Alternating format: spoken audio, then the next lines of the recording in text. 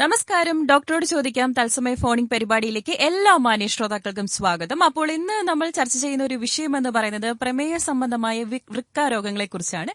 അതിനായി നമ്മോടൊപ്പം ഉള്ളത് കൊല്ലം കിംസ് ഹോസ്പിറ്റലിലെ associate consultant nephrology doctor Meenu G ആണ്. നമ്മുടെ ഡോക്ടറിന്റെ പ്രോഗ്രാമിലേക്ക് സ്വാഗതം ചെയ്യാണ്. നമസ്കാരം ഡോക്ടർ. ഇപ്പോൾ കേരളത്തിൽ തന്നെ കുറെ അധികം തന്നെ പ്രമേഹ രോഗികളെ കണ്ടുവന്നുകൊണ്ടിരിക്കുകയാണ് അല്ലേ? അപ്പോൾ എന്താണ് ഇത് സാധാരണമായിട്ട്, അതായത് പ്രമേഹ രോഗികൾക്ക് വൃക്കാരോഗം സാധാരണമായിട്ട് കണ്ടുകൊണ്ടുവരാനായിട്ടുള്ള കാരണം എന്താണ്? സൈലന്റ് വില്ലൻ എന്നാണ് പറയാൻ ഉദ്ദേശിക്കുന്നത്. അതെന്താന്ന് വെച്ചാല് ഇപ്പൊ നോക്കൂ, ഒരു കൂട്ടിലകപ്പെട്ട ഒരു കടിവേനെ പോലെ അങ്ങനെ വിചാരിച്ചാൽ മതി. അപ്പൊ അതൊരു കേജിനകത്ത് കിടക്കുവാണെങ്കിൽ ഒരു പ്രശ്നമില്ലാതെ അതിനെ കൺട്രോൾ ചെയ്ത് എത്ര നാൾ വേണമെങ്കിലും കൊണ്ടുപോകാൻ പറ്റും. പക്ഷെ വൺസ് ഈ കേജ് തുറന്നാ അത് നമ്മുടെ പല പ്രശ്നങ്ങളും ഉണ്ടാക്കും. ഫോർ എക്സാമ്പിൾ, നമുക്ക് ഞാൻ പറഞ്ഞത് ഷുഗറിന്റെ കൺട്രോൾ നമ്മൾ ആദ്യത്തെ ഒരു 5 മുതൽ 10 വർഷം വരെ കുഴപ്പമില്ലാതെ നല്ല രീതിയിൽ ഡോക്ടേഴ്സ് പറയുന്ന രീതിയിൽ മരുന്നുകൾ കഴിച്ച് വ്യായാമ മുറകൾ എല്ലാം ചെയ്ത് ആഹാര രീതിയിൽ മാറ്റങ്ങൾ വരുത്തി അങ്ങനെയൊക്കെ കൊണ്ടുപോവുകയാണെങ്കിൽ നമ്മുടെ ആന്തരിക അവയവങ്ങളെ ബാധിക്കാതിരിക്കും. അത് വൃക്കയെ മാത്രമല്ല, കണ്ണ്, ഞരമ്പ്, അതുപോലെ തന്നെ ഹൃദയം, കരള്, അങ്ങനെ എല്ലാ അവയവങ്ങളെയും അത് ബാധിക്കുന്ന ഒരു കാര്യമാണ്. വൃക്കയെ എന്തുകൊണ്ട് ബാധിക്കുന്നു, അല്ലെങ്കിൽ വൃക്കരോഗം നമുക്ക് എന്താ ഇത്ര ഇമ്പോർട്ടൻസ് എന്ന് വെച്ചാൽ ബാക്കി എല്ലാ അവയവങ്ങളെയും ബാധിക്കും. ഇപ്പൊ കണ്ണിനെ ബാധിക്കുന്നു, അപ്പൊ നമുക്കൊരു ലേസർ ചെയ്ത് അത് ശരിയാക്കാം. ഞാൻ എന്തായാലും ഇതിലോട്ട് തുടരുന്നതായിരിക്കും. നമുക്ക് എന്തായാലും ഒരു ആദ്യം കോൾ എത്തിയിട്ടുണ്ട്. ഹലോ ഹലോ, നമസ്കാരം. നമസ്കാരം ഡോക്ടർ. ചേട്ടാ, ഡോക്ടർ സംസാരിച്ചു. ഞാന് ഒരു 10-20 വർഷമായിട്ട് ഒരു ഡയബറ്റിക് പേഷ്യന്റ് ആണ്. പറഞ്ഞോളൂ. ഞാൻ മെൽമെറ്റ് 1000 SR എന്നുള്ള ടാബ്ലറ്റ് രാവിലെ കഴിക്കുന്നുണ്ട്, രാത്രി ഒരെണ്ണം കഴിക്കുന്നുണ്ട്. ഏത് ടാബ്ലറ്റ് ആണ് ഒന്നുകൂടെ പറയാമോ? ചേട്ടാ, കുറച്ച് റേഞ്ചുള്ള സ്ഥലത്തോട്ട് നിൽക്കാമോ? ഹലോ.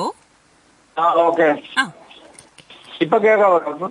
പറഞ്ഞോളൂ. 0.4 g അത് ടാബ്ലറ്റ് രാത്രി കഴിക്കുന്നുണ്ടായിരുന്നു, ഒരു ക്യാപ്സ്യൂൾ. ടാബ്ലറ്റിന്റെ പേര് ഒന്നുകൂടെ പറഞ്ഞേ, കേൾക്കുന്നില്ല.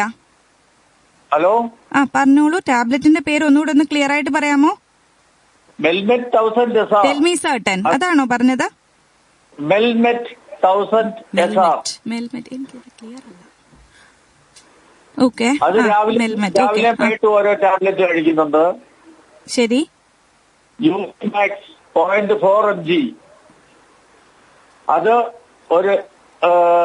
ഒരു ക്യാപ്സ്യൂൾ ഡെയിലി നൈറ്റിൽ ഓരോന്ന് കഴിക്കുന്നുണ്ടായിരുന്നു. അങ്ങനെ 10-20 വർഷമായിട്ട് ഞാൻ അത് കണ്ടിന്യൂ ചെയ്തുകൊണ്ടിരിക്കുകയായിരുന്നു.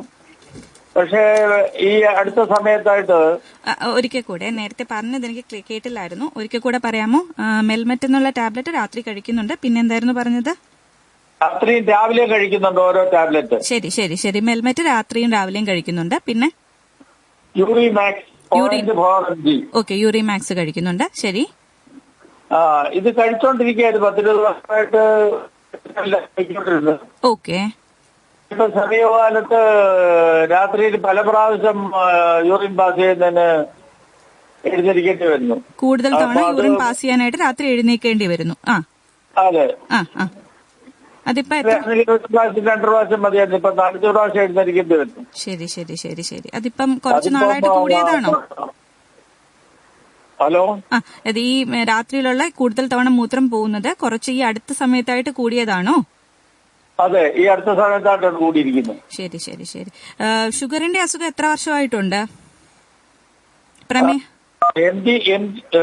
ഷുഗറിന്റെ അസുഖം 10-25 വർഷമായിട്ടുണ്ട്. 25 വർഷമായിട്ടുണ്ട്. ഷുഗറൊക്കെ കൺട്രോൾഡ് ആണോ? കൺട്രോൾഡ് ആയിട്ട് പോയിക്കൊണ്ടിരിക്കുവായിരുന്നു. എന്റെ എംറ്റി സ്റ്റമക്ക് 114 ഉള്ളായിരുന്നു കഴിഞ്ഞ ആഴ്ച. കിഡ്നിയുടെ ഫംഗ്ഷൻ ഒക്കെ നോക്കിയിട്ടുണ്ടോ? ക്രിയാറ്റിൻ ഒക്കെ നോക്കിയിട്ടുണ്ടോ? എനിക്ക് സംശയം പ്രോസ്റ്റേറ്റിന്റെ. അതെ, പ്രോസ്റ്റേറ്റിന് പ്രശ്നമുണ്ട്. നമുക്ക് പ്രോസ്റ്റേറ്റിന്റെ വീക്കം ഉള്ളതുപോലെയാണ് തോന്നുന്നത്. നമ്മൾ രാത്രിയിൽ കൂടുതൽ തവണ പോകുന്നു, ഈ യൂറിമാക്സിന്റെ മരുന്ന് കഴിച്ചിട്ടും നമുക്ക് അങ്ങനെ പോകുന്നു എന്നുണ്ടെങ്കിൽ പ്രോസ്റ്റേറ്റിന്റെ വീക്കം സാരമായിട്ടുണ്ട് എന്നുള്ളത് തന്നെയാണ്. പിന്നെ ഈ നമുക്ക് ഷുഗർ കൂടുതലായിട്ടുണ്ടെങ്കിൽ അത് നമ്മുടെ മൂത്രാശയത്തിന്റെ ഞരമ്പുകളെ അത് ബാധിക്കും. മനസ്സിലായില്ലേ?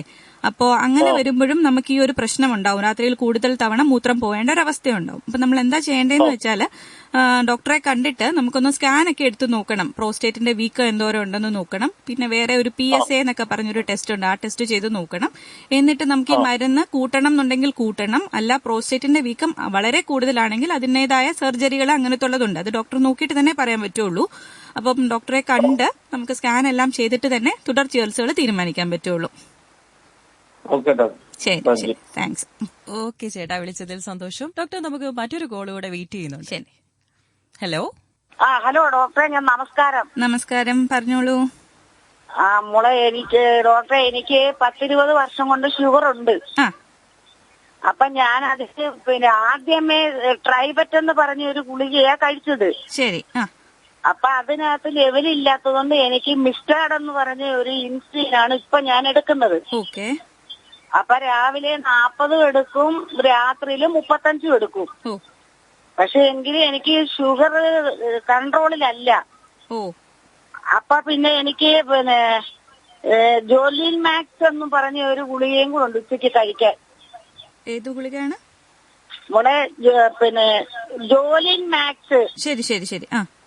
അപ്പൊ ആ ഗുളികയും കൂടെ ഉച്ചയ്ക്ക് കഴിക്കുന്നുണ്ട്. ചില സമയങ്ങളിൽ എനിക്ക് ഷുഗർ അങ്ങ് കുറയും. ചില സമയങ്ങളിൽ നോക്കുമ്പോ ഈ 300-350 ആവും. എനിക്ക് ഈ ഷുഗർ വന്നതിന് ശേഷം എന്റെ യൂട്രസ് എടുത്തതാ. അപ്പൊ അതിനുശേഷം എനിക്കുണ്ടല്ലോ എപ്പോഴും യൂറിൻ ഇൻഫെക്ഷൻ വരും. അപ്പൊ ഇത് കണക്ക് നൈറ്റ്സ് ഹോസ്പിറ്റലിൽ നമുക്ക് ഒരു ഡോക്ടർ ഉണ്ട്. അങ്ങനെ ആ ഡോക്ടറെ കൊണ്ടുപോയി കാണിച്ച് അവിടെ ഒരു 4-5 ദിവസം നമ്മളവിടെ അഡ്മിറ്റ് ആയി. ആന്റിബയോട്ടിക് ഇഞ്ചക്ഷൻ ഒക്കെ എടുത്തിട്ടാണ് നമ്മള് വീട്ടിൽ വരുന്നത്. ശരി. അപ്പൊ യഥാർത്ഥത്തിൽ എന്റെ ഈ രോഗം എന്തുവാണെന്ന് കണ്ടുപിടിച്ചിട്ടില്ല. നൈഴ്സിലും കണ്ടുപിടിച്ചിട്ടില്ല, ഉപാസനയിലും കണ്ടുപിടിച്ചിട്ടില്ല. ശരി. അപ്പൊ നമ്മൾ ഒരു ദിവസം ഡോക്ടറെ കാണാനായിട്ട് നൈഴ്സിൽ ചെന്നിരുന്നപ്പോ ഭയങ്കര വിഷമമായിരുന്നു. അപ്പൊ അടുത്തിരുന്ന ഒരാള് പറഞ്ഞ് ഇതണക്ക് മെഡിസിറ്റിയില് ബേബി മാത്യു എന്നും പറഞ്ഞൊരു ഡോക്ടർ ഉണ്ട്, കൊണ്ടുപോയി ഒന്ന് കാണിക്കാൻ പറഞ്ഞു. അപ്പൊ ഞാൻ ആ ഡോക്ടറെ കൊണ്ടുപോയി കാണിച്ച് സ്കാനിങ് റിപ്പോർട്ടെല്ലാം കാണിച്ചപ്പോ അവരെന്നോട് പറഞ്ഞത് യോനിക്കകത്ത് വികസനക്കുറവുണ്ട്, അത് വികസിപ്പിക്കണം എന്ന് പറഞ്ഞു. അങ്ങനെ ഞാൻ അത് ആദ്യത്തെ ഒരാഴ്ച പോയി, പിന്നെ 2 ആഴ്ച പോയി, ഇപ്പൊ മാസം തോറും പോയി അത് ചെയ്തുകൊണ്ടിരിക്കുക ഡോക്ടറെ. പക്ഷെ അതിനുശേഷം എനിക്ക് യൂറിൻ ഇൻഫെക്ഷന്റെ പ്രശ്നമില്ല. പക്ഷെ എനിക്ക് ഒരുപാട് അസുഖങ്ങളുണ്ട്. എന്ന് വെച്ചാ എന്റെ മുട്ട് 2 മാറ്റി വെച്ച്, പിന്നെ എനിക്ക് ഈ ഹാർട്ടിന്റെ ഒരു ക്ലോബിലറ്റും വേറെ അസ്പിരിൻ എന്നും പറഞ്ഞ ഒരു ഗുളികയും കഴിക്കുന്നു. ശരി. അപ്പൊ ഈ മരുന്നുകൾ ഇത്രയും ഞാൻ കഴിച്ചോണ്ടിരിക്കുകയെങ്കിലും എനിക്ക് ഷുഗറിന് ഒരു ഇതില്ല. പിന്നെ ഈ പറഞ്ഞ കണക്ക് ചില സമയങ്ങളിൽ എപ്പോഴും മൂത്രം ഒഴിക്കാൻ മുട്ടും. പിന്നെ എനിക്ക് എപ്പോഴും ഒരു പുകച്ചിലും നീറ്റലും അങ്ങനെയൊക്കെയുള്ള പ്രശ്നങ്ങളും ഉണ്ട്. അമ്മയ്ക്ക് ഷുഗർ എത്ര വർഷമായിട്ടായിരുന്നു ഉണ്ടായിരുന്നേ? എനിക്ക് 10-20 വർഷം കൊണ്ടുണ്ട് ഡോക്ടറെ. 20 വർഷമായിട്ടുണ്ട്. അപ്പം കിഡ്നിയുടെ ഫംഗ്ഷൻ ഒക്കെ നോക്കിയത് എങ്ങനെ ഉണ്ടായിരുന്നു? ക്രിയാറ്റിനൊക്കെ എങ്ങനെ ഉണ്ടായിരുന്നു? ഞാന് 3 മാസം കൂടുമ്പം തൈറോയിഡ്, ഷുഗർ, ബ്ലഡിന്റെ കൗണ്ടിങ്, പിന്നെ ബ്ലഡ് എത്ര ഉണ്ട്, അങ്ങനെ അതെല്ലാം 3 മാസം കൂടുമ്പോ ചെക്ക് ചെയ്തോണ്ടിരിക്കുവോ ഞാൻ. അപ്പൊ ഡോക്ടർ എന്നോട് പറഞ്ഞ കിഡ്നിക്ക് അങ്ങ് ഒരു കുഴപ്പമൊന്നുമില്ല. പക്ഷെ ഈ ഷുഗറിന്റെ കാര്യം മറ്റ് ഇത് കുറെ അസുഖങ്ങളുണ്ടല്ലോ. തൈറോയിഡ് ഉണ്ടായിരിക്കും, ഞാൻ 100ന്റെ മരുന്നാ കഴിക്കുന്നത്. പിന്നെ അത് കൂടാതെ ഡോക്ടർ എനിക്ക് ഈ 100 പ്രശ്നമുണ്ട്. അതിന് ഈ ഉറക്കമില്ല. അപ്പൊ ഉറക്കമില്ലാത്തെന്ന് പറഞ്ഞാൽ എനിക്ക് മാനസികമായിട്ട് ഒരു ഇതെന്ന് വെച്ചാ ഈ രാത്രിയിലൊക്കെ ഉറങ്ങുന്ന സമയത്ത് എനിക്ക് ഉറക്കം കിട്ടാതിരിക്കുമ്പോൾ പല ചിന്തകളിലോട്ട് പോകും. അപ്പൊ ഇങ്ങനെ ഉറങ്ങാതെ കിടക്കുന്നത് കാരണം ഞാൻ ഇങ്ങനെ ഉപാസനയിൽ പോയി ഒരു ന്യൂറോയെ കണ്ടു കഴിഞ്ഞപ്പോ അവിടുന്ന് ഡോക്ടർ എനിക്ക് പിന്നെ നൈട്രോസൻ എന്ന് പറഞ്ഞതും അല്ലാതെ ഒരു 2-3 സൈസ് ഗുളിയും തന്നു. അപ്പൊ ഡോക്ടർ പറഞ്ഞത് അത് ഉറക്ക ഗുളികയല്ല, മനസ്സിനൊരു സമാധാനം കിട്ടി ഉറങ്ങേണ്ട വഴിക്കുള്ളതാണെന്ന് പറഞ്ഞു. അപ്പൊ അങ്ങനെ അതും കഴിച്ചുകൊണ്ടിരിക്കുന്നു, ഈ ഉച്ചക്കത്തെ ഗുളികയും കഴിക്കുന്നു, പിന്നെ ഈ ഇൻസുലിനും എടുക്കുന്നുണ്ട്. അതെ. അപ്പൊ അമ്മയ്ക്ക് ഷുഗറിന്റെ കൺട്രോള് അത് എന്തുകൊണ്ടാ വരാത്തെന്നുള്ളത് നമുക്ക് ക്ലോസ് ആയിട്ട് ഷുഗർ മോണിറ്റർ ചെയ്യേണ്ടി വരും. അത് ചിലപ്പോൾ നമ്മുടെ ആഹാരത്തിന്റെ രീതിക്കകത്ത് വ്യത്യാസം വരുത്തണമായിരിക്കും, ചിലപ്പോൾ നമുക്ക് വണ്ണം കുറയ്ക്കണമായിരിക്കും. അമ്മയ്ക്ക് പിന്നെ കാലിന്റെ മുട്ടിന് വേദന എന്നൊക്കെ പറയുന്നതുകൊണ്ട് എക്സസൈസിനും കുറച്ച് ബുദ്ധിമുട്ടായിരിക്കും. അപ്പോ ചിരട്ട മാറ്റി വെച്ചു. ഇപ്പൊ നടക്കാനൊക്കെ പറ്റുമോ?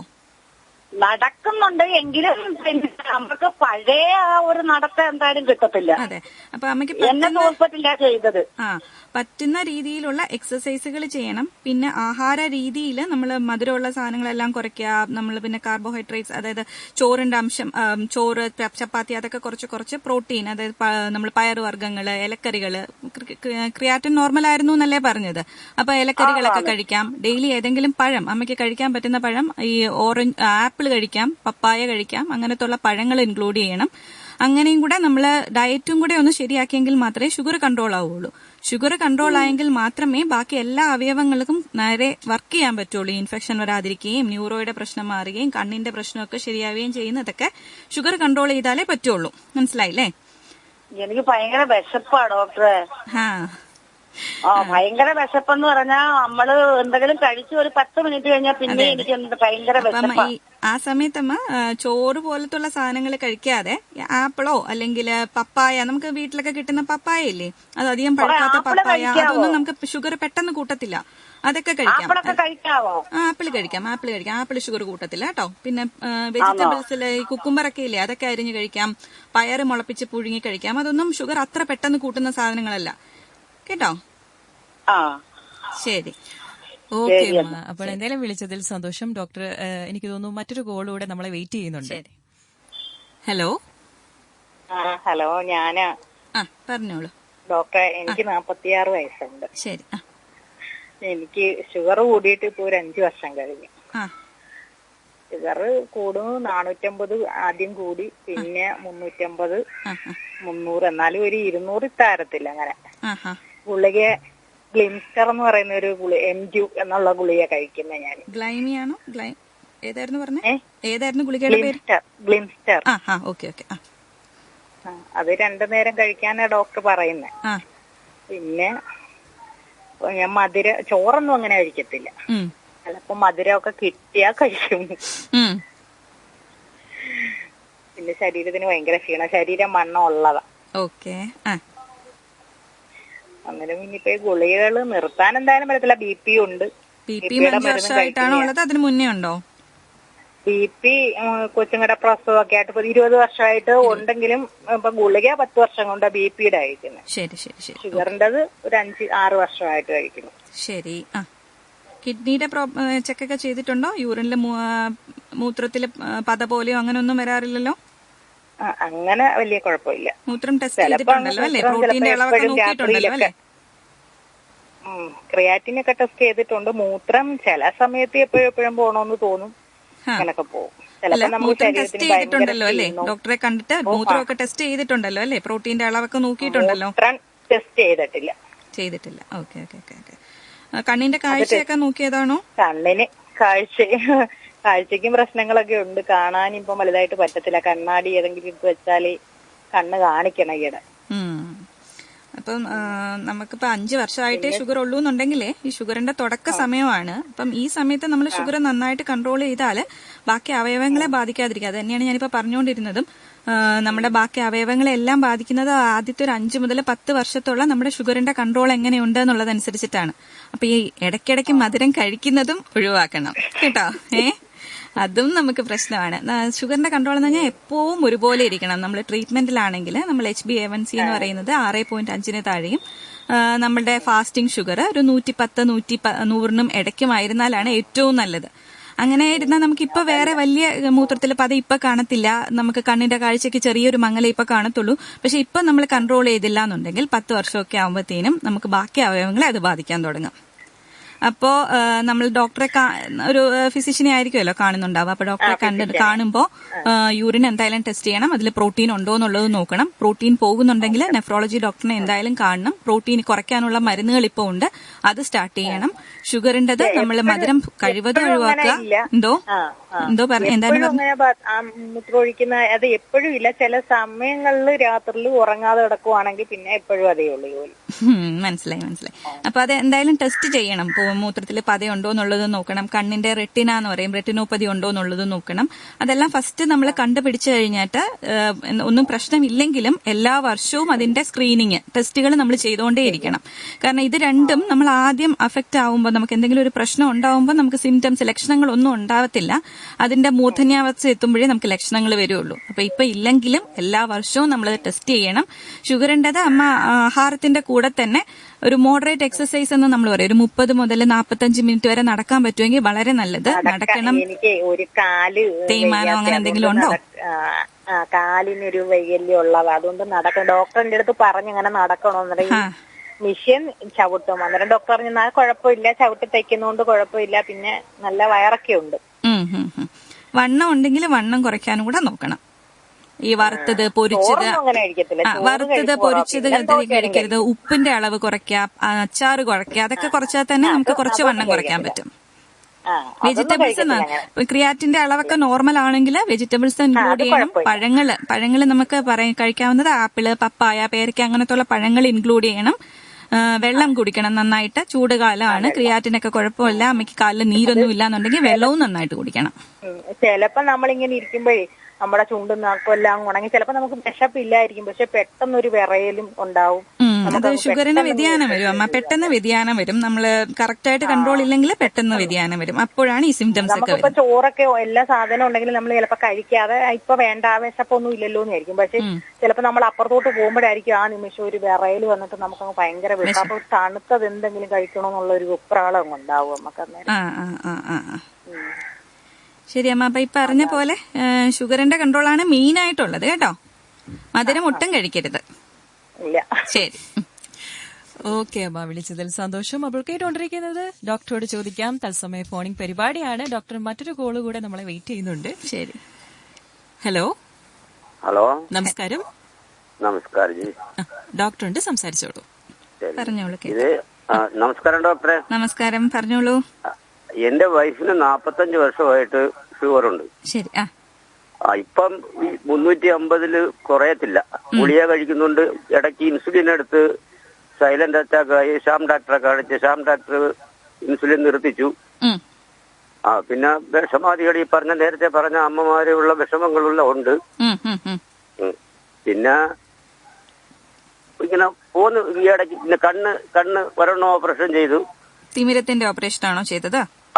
അതാ തിമിരത്തിന്റെ. ഇപ്പൊ 2 കണ്ണിന് കാഴ്ചയില്ല. പിന്നെ ആഹാരം വളരെ കുറച്ചേ കഴിക്കത്തുള്ളൂ. പിന്നെ കിടപ്പ.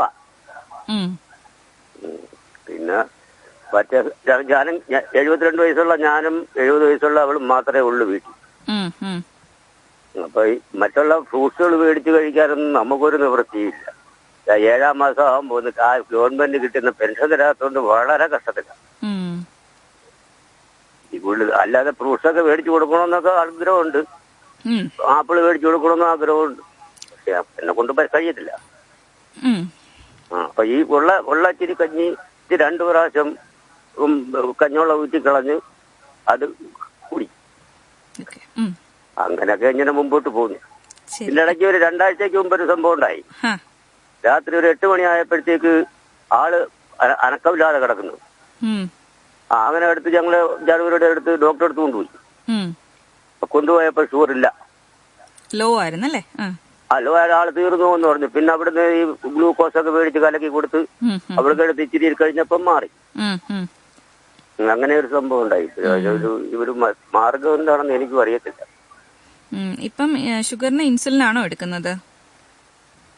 ഇൻസുലിൻ ഇല്ല, ഇൻസുലിന്റെ സെയിം ഗുളികയാണ് എടുക്കുന്നത്. 1000-ന്റെ ഉണ്ട്, ഒരു 500-ന്റെ ഉണ്ട്, അല്ലാതെ ഒരു ചെറുതൊരെണ്ണം ഉണ്ട്. ഇതിന്റെ പേര് എനിക്ക് നല്ലപോലെ വ്യക്തമായി പറയാനുള്ള അറിയത്തില്ല. പിന്നെ അത് ഇത് 2 കഴിക്കുന്നുണ്ട് 1000-ന്റെ രാത്രി. അങ്ങനെ മുമ്പോട്ട് പോവാ. പിന്നെ കുറച്ചൊക്കെ കണ്ണും കാണാൻ മേല ഇവിടെ ഒക്കെ നടക്കും. മുമ്പോട്ട് പോവാ. ശരി. നമ്മൾ ഈ പറഞ്ഞ പോലെ ആപ്പിള് തന്നെ കഴിക്കണമെന്നൊന്നുമില്ല. കിഡ്നിക്ക് പ്രശ്നമൊന്നും ഇല്ലാന്നുണ്ടെങ്കിലേ നമ്മളെ വീട്ടിലേക്ക് ഉണ്ടാവുന്ന സാധാരണ കപ്പപ്പഴമൊക്കെ ഇല്ലേ, അതും കഴിക്കാം, കുഴപ്പമൊന്നുമില്ല കേട്ടോ. പപ്പായ നമുക്ക് നാട്ടിൽ അവൈലബിൾ ആണ്. നമ്മുടെ വീട്ടിലുള്ള സാധനമാണ്. പപ്പായൊക്കെ ഇല്ലേ, കപ്പപ്പഴമൊക്കെ ഇല്ലേ, അതൊക്കെ കൊടുക്കാം. പേരയ്ക്ക കൊടുക്കാം. പല്ലൊക്കെ ഉണ്ടല്ലോ. പല്ല് ചെറിയ കുഴപ്പമുണ്ട്. ആ, അപ്പൊ നന്നായിട്ട് പഴുത്ത പപ്പായ പേരയ്ക്കൊക്കെ കഴിക്കാം. മേളത്തെ ഫ്രണ്ടിൽ ഒരു പല്ല് മാത്രമേ ഉള്ളൂ, വേറെ ഇല്ല. അപ്പൊ പപ്പായ കഴിക്കാം. പപ്പായക്ക് പല്ലിന്റെ ആവശ്യമില്ലല്ലോ, പപ്പായ കഴിക്കാം. പറഞ്ഞോളൂ. പിന്നെ ഇങ്ങനെ മുമ്പോട്ട് പോകുന്നിടം വരെ പോട്ടെ. ആ, ശരി. ഓക്കെ അച്ഛാ, വിളിച്ചതിൽ സന്തോഷം. അപ്പോൾ ഡോക്ടർ വീണ്ടും അടുത്ത കോൾ എത്തിയിരിക്കുകയാണ്. ശരി ശരി. ഹലോ ഹലോ, നമസ്കാരം. എന്താ ആനിയന് പറഞ്ഞോളൂ. ഒരു പെട്ടെന്നൊരു നെഞ്ചിടിപ്പൊക്കെ ഉണ്ടായി, വേദനയുണ്ട്. ഉടനെ തന്നെ കരുനാഗപ്പള്ളി ആശുപത്രി കൊണ്ടുപോയി. അവിടെ ചെന്നപ്പോ പറയാം, അവര് പറഞ്ഞ് ഹാർട്ടിന്റെ കുഴപ്പമാണെന്നും പറഞ്ഞ് നേരെ മെഡിക്കൽ കോളേജ് വിട്ട് വണ്ടാനം. അപ്പൊ അവിടെ ചെന്ന് അവര് പരിശോധിച്ചപ്പം റേഡിയോയുടെ അടുത്തൊന്ന് മാറി നിൽക്കൂ. ബ്ലഡ് കുറവാണ്. ബ്ലഡ് കുറവാണെന്ന് അവര് പറഞ്ഞത്. അപ്പൊ ഒരുപാട് ടെസ്റ്റ് ഒക്കെ ചെയ്ത് അവിടെ ടെസ്റ്റൊക്കെ ചെയ്ത് അവസാനം വന്നപ്പോ അവര് അതിലൊന്നും കണ്ടുപിടിക്കുന്നില്ല. 5 കുപ്പി ബ്ലഡ് വരെ ഇറക്കി. ശരി. ആ 5 കുപ്പി ബ്ലഡ് ഇറക്കിയിട്ട് ഈ ബ്ലഡ് എങ്ങോട്ട് പോകുമെന്ന് അറിയാൻ വയ്യ. മൂത്രത്തിൽ കൂടെ പോകുന്നില്ല, മരത്തിൽ കൂടെ പോകുന്നില്ല. അങ്ങനെ അവര് ഏതെല്ലാം രീതിയിൽ നോക്കി പോകുമെന്ന് അറിയാൻ വയ്യ. അവസാനം ഡോക്ടർ പറഞ്ഞൊരു കാര്യം ചെയ്യും, നട്ടലിൽ മഞ്ഞ കുത്തിയെടുത്ത് അതുകൊണ്ട് ടെസ്റ്റ് ചെയ്ത് നോക്കാന്ന് പറഞ്ഞു. അങ്ങനെ മഞ്ഞ എടുത്ത് ഇപ്പൊ കുത്തി വെച്ചിരിക്കുക. ഈ ബ്ലഡ് പോകുന്നത് എങ്ങോട്ട് പോകുന്ന പോലും അറിയാൻ വയ്യ. എന്തുകൊണ്ടാന്നുള്ള മജ്ജ കുത്തി പരിശോധിക്കാനുള്ള ചെയ്തല്ലോ, അപ്പൊ അതിന്റെ റിപ്പോർട്ട് നോക്കിയെങ്കിലേ നമുക്ക് പറയാനുള്ളൂ. ബ്ലഡ് നമുക്ക് ഹീമോഗ്ലോബിൻ അല്ലെങ്കിൽ രക്തത്തിന്റെ അളവ് കുറയുന്നത് പല കാര്യങ്ങളുണ്ട്. നമുക്കൊന്ന് നമ്മുടെ ഡോക്ടർ പറഞ്ഞ പോലെ മജ്ജയുടെ പ്രശ്നം കൊണ്ടുവരാം. നമ്മുടെ മജ്ജയിലാണ് രക്താണുക്കളൊക്കെ ഉണ്ടാവുന്നത്. അപ്പൊ അതിനെന്തെങ്കിലും പ്രശ്നം ഉണ്ടോ എന്ന് അറിയാനുള്ള ടെസ്റ്റാണ് ഇപ്പൊ ചെയ്തിരിക്കുന്നതേ. അപ്പൊ അതിന്റെ റിപ്പോർട്ട് കൂടെ കിട്ടിയെങ്കിൽ മാത്രമേ നമുക്ക് പറയാൻ പറ്റുള്ളൂ എന്തുകൊണ്ടാണ് എന്നുള്ളത്. ബാക്കി എല്ലാ പരിശോധനകളും നോർമൽ ആണെന്നല്ലേ പറഞ്ഞത്? വൃക്കയുടെ പരിശോധനയും ബാക്കി എല്ലാം നോർമൽ ആണ് എന്നല്ലേ പറഞ്ഞത്? അതെ. അപ്പൊ അതിന്റെ റിപ്പോർട്ട് കൂടെ കിട്ടിയെങ്കിൽ മാത്രമേ നമുക്ക് അറിയാൻ പറ്റുള്ളൂ മജ്ജയുടെ പ്രവർത്തനത്തിന്റെ കുറവ് കാരണമാണോ ഈ നമ്മുടെ ബ്ലഡിന്റെ അളവ് കുറവായിട്ട് നിൽക്കുന്നു എന്നുള്ളത്. ശരി. ഓക്കെ ചേട്ടാ, വിളിച്ചതിൽ സന്തോഷം. അപ്പോൾ ഡോക്ടർ, എങ്ങനെയാണ് പ്രമേഹ രോഗം വൃക്കകളെ ബാധിക്കുന്നത്? അതെ, ഈ പ്രമേഹ രോഗത്തില് നമ്മള് ഈ പറഞ്ഞ പോലെ ആദ്യത്തെ ഒരു 10 വർഷം നമ്മൾ ഈ ഗോൾഡൻ പീരീഡ് എന്ന് പറയുന്ന ഒരു സമയമാണ്, സുവർണകാലം. ആ ഒരു സമയത്തെ ഒരു ഗ്ലൈസീമിക് കൺട്രോൾ, ഷുഗറിന്റെ ലെവല് നമ്മൾ നോർമലാക്കി വെക്കുക. ഇല്ലാന്നുണ്ടെങ്കിൽ എന്ത് പറ്റും എന്ന് വെച്ചാൽ ബോഡിയിൽ ഷുഗറിന്റെ ലെവല് കൂടുകയും അത് നമ്മുടെ ബോഡിയിലെ ചില പ്രോട്ടീനുകളുമായിട്ട് ചേർന്നിട്ട് അത് നമ്മുടെ രക്തധമനികൾക്ക്, ഞരമ്പുകൾക്ക്, കണ്ണിന്, ലിവറിന്, ഹാർട്ടിന് എല്ലാത്തിനും പ്രശ്നം ഉണ്ടാകും. ഈ നമ്മൾ കിഡ്നിയില് നമ്മുടെ കുഞ്ഞു 2 ഓർഗൻസ് ആണ്, 150 ഗ്രാം മാത്രമുള്ള ചെറിയ 2 ഓർഗൻസ് ആണ് കിഡ്നി എന്ന് പറയുന്നത്. ആ കിഡ്നികളുടെ പക്ഷേ ഫംഗ്ഷൻസ് എന്ന് പറഞ്ഞാൽ നമ്മുടെ ബോഡിയിലെ ഒരു സന്തുലിതാവസ്ഥ നിയന്ത്രിക്കുക എന്നുള്ളതാണ്. നമ്മുടെ ബോഡിയിലെ വെള്ളത്തിന്റെ അംശം, ആസിഡിന്റെ അംശം, കാൽഷ്യം, ഫോസ്ഫറസ്, ഈ പറഞ്ഞ പോലെ ഹീമോഗ്ലോബിൻ, വൈറ്റമിൻ ഡി, പിന്നെ ചില മരുന്നുകളെ വിസർജിച്ച് കളയാനുള്ള, അങ്ങനെ എല്ലാം ചെയ്യുന്നത് നമ്മുടെ കിഡ്നിയാണ്. അപ്പൊ അതിന്റെ ഒരു ചെറിയൊരു താളപ്പിഴവ് തന്നെ പ്രശ്നങ്ങളുണ്ടാകും. അപ്പൊ ഇതിന് ചെറിയൊരു യൂണിറ്റ് ഉണ്ട്, നെഫ്രോൺ എന്ന് പറയും. അതിന് ചെറിയൊരു അരിപ്പയാണ് ഈ ഗ്ലോമർലസ് എന്ന് പറയുന്നത്. അതിനകത്തോട്ട് കൊടുക്കുന്ന ബ്ലഡ് സർക്കുലേഷൻസിനെ നമ്മുടെ ഈ പറഞ്ഞ പ്രോട്ടീൻസ് ബാധിക്കും.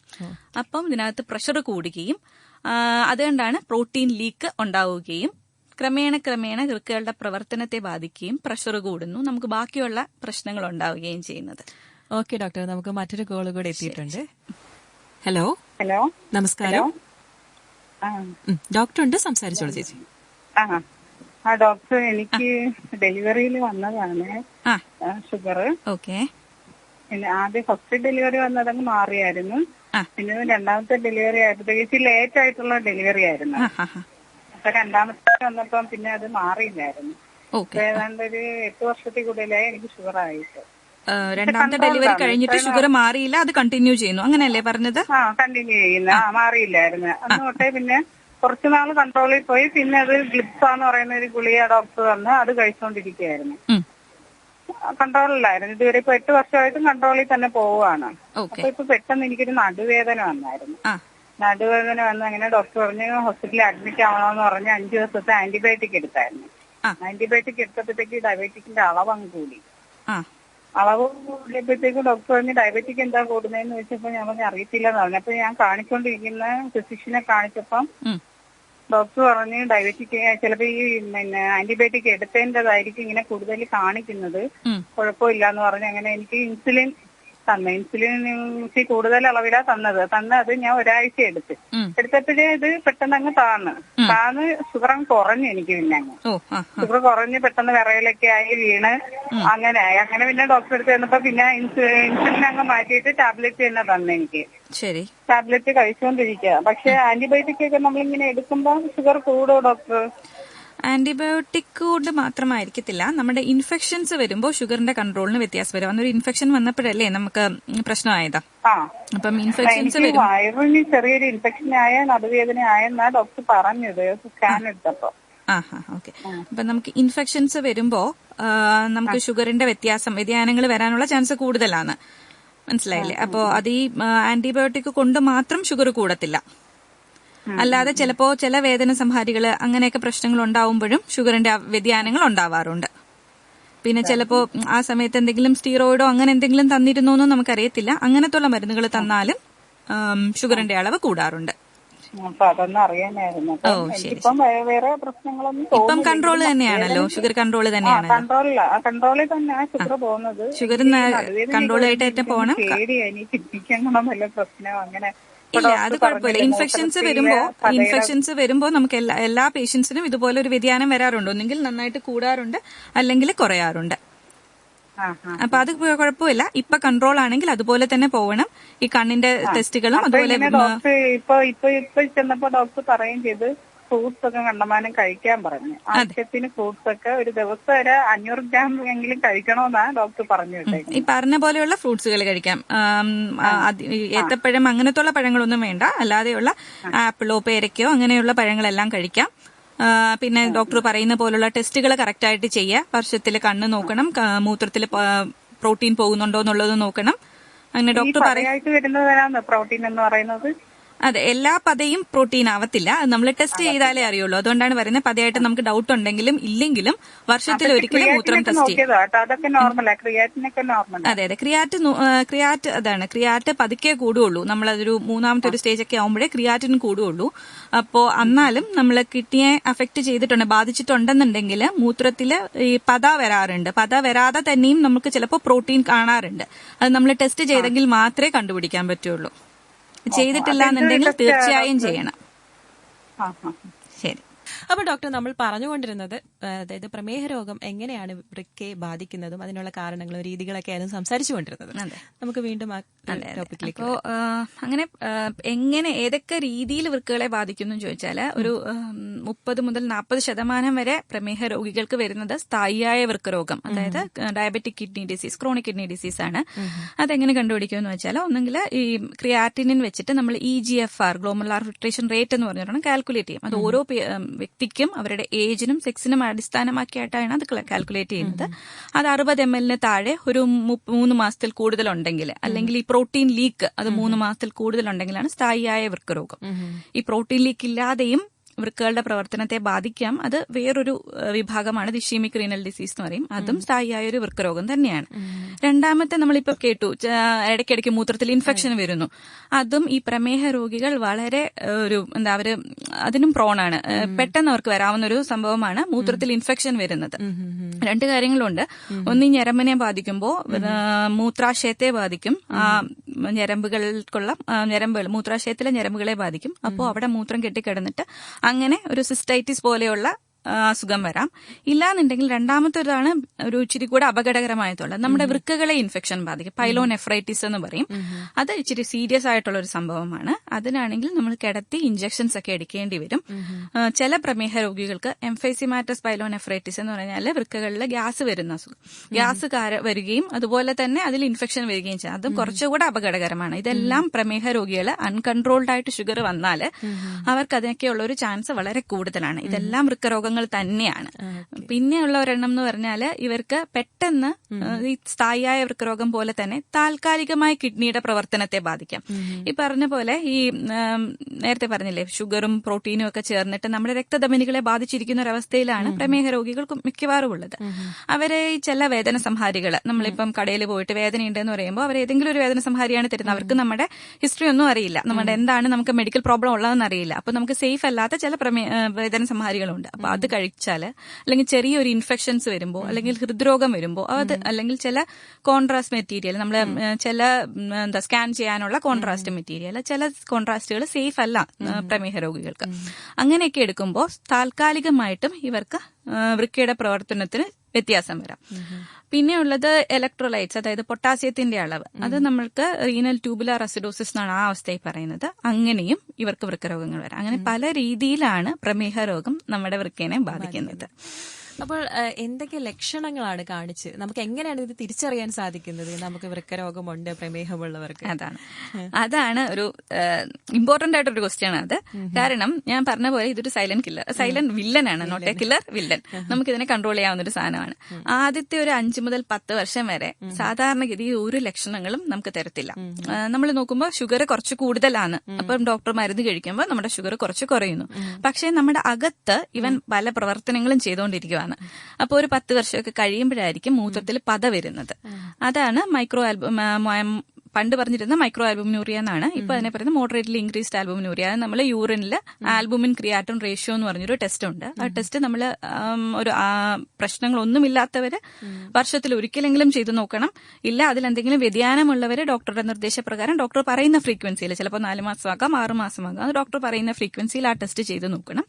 അപ്പൊ അതാണ് മൈക്രോ ആൽബുമിനൂറിയ എന്ന് പറയുന്നത്. അതൊരു 3ാമത്തെ സ്റ്റേജ് ഒക്കെ ആകുമ്പോഴാണ് മോഡറേറ്റ്ലി ഇൻക്രീസ്ഡ്. 5 സ്റ്റേജസ് ആയിട്ടാണ് കിഡ്നിനെ അഫക്ട് ചെയ്യുന്നത്. ആദ്യത്തെ 2 സ്റ്റേജസും നമുക്ക് ലക്ഷണങ്ങൾ ഉണ്ടാവും, പക്ഷെ ആ 2 സ്റ്റേജസും നമുക്ക് പ്രിവെന്റ് ചെയ്യാൻ പറ്റുന്നതാണ്. അത് നമുക്ക് ഷുഗർ കൺട്രോൾ ചെയ്യുക, അതുപോലെ BP ഉണ്ടെങ്കിൽ BP കൺട്രോൾ ചെയ്യുക, ശരിയായ വ്യായാമ മുറകൾ എടുക്കുക, ഈ ജങ്ക് ഫുഡ്സ് എല്ലാം അവോയ്ഡ് ചെയ്യുക, ജീവിതശൈലിയിൽ മാറ്റങ്ങൾ വരുത്തുക, അതെല്ലാമാണ് ചെയ്യേണ്ട കാര്യങ്ങൾ. 3ാമത്തെ സ്റ്റേജിലാണ് നമുക്ക് ഇച്ചിരിയെങ്കിലും ലക്ഷണങ്ങൾ കണ്ടു തുടങ്ങിയത്. പക്ഷെ അപ്പോഴേക്കും ഒരു 10-15 വർഷമായിട്ടുണ്ടാവും.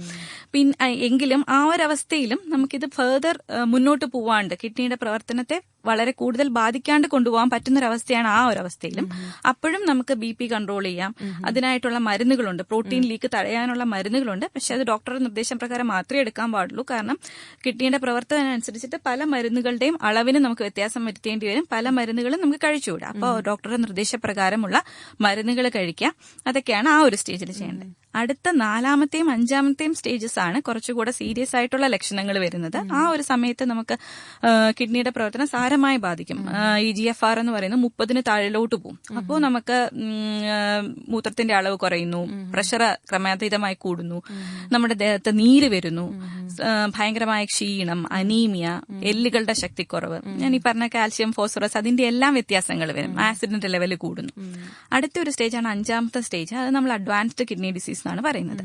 ആ ഒരു സ്റ്റേജ് എന്ന് പറഞ്ഞാൽ GFRന്റെ ലെവൽ 15-ന് താഴെ പോകും. അപ്പൊ കുറച്ചുകൂടെ സിംറ്റമാറ്റിക് ആവും പേഷ്യന്റിനെ നമ്മൾ കൂടുതൽ ഫ്രീക്വന്റ് ആയിട്ട് നമ്മൾ കാണണം എന്ന് പറയും. കാരണം അവരുടെ യൂറിന്റെ ലെവൽ വളരെ കുറഞ്ഞു വരികയും അപ്പം അവർക്ക് എത്രത്തോളം വെള്ളം കുടിക്കാം, നമുക്ക് അവർക്ക് ഏതെങ്കിലും മരുന്നുകൾ കൊണ്ട് കൺട്രോൾ ചെയ്യാൻ പറ്റുന്ന രീതിയിലാണോ എന്നൊക്കെ ഉള്ളത് നോക്കും. പിന്നെ ആ ഒരു സ്റ്റേജിൽ നമുക്ക് പിന്നെ കൊടുക്കാൻ പറ്റുന്ന ഒരു ട്രീറ്റ്മെന്റ് ഓപ്ഷൻസ്, നമ്മൾ അവരോട് ഡിസ്കസ് ചെയ്യേണ്ടതുമായ 2 ട്രീറ്റ്മെന്റ് ഓപ്ഷൻസ് ആണ് ഡയാലിസിസും ട്രാൻസ്പ്ലാന്റും.